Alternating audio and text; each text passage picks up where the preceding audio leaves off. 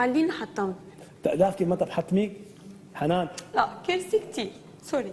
طيب شو اعطيني كلمه ثانيه، يلا اعطيني كلمه ثانيه اذا مش ما رح حطم كرسي. لا كمان ليه ما هذا زعلت؟ كله مو مثلي انا يعني عادي.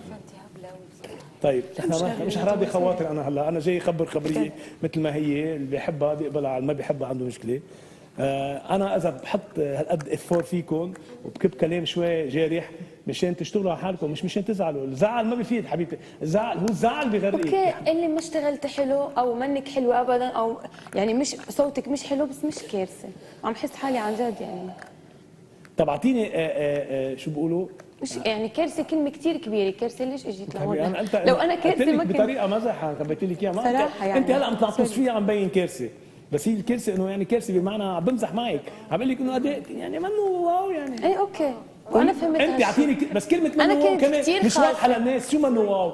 شو اصلا شو من يعني حددي لي كلمه منه واو. اصلا واو مش موجوده باي قاموس بالعالم الا بسكرابل، يمكن كمان انا لما كنت عم غني كنت كثير خايفه انسى الحكي. باردون؟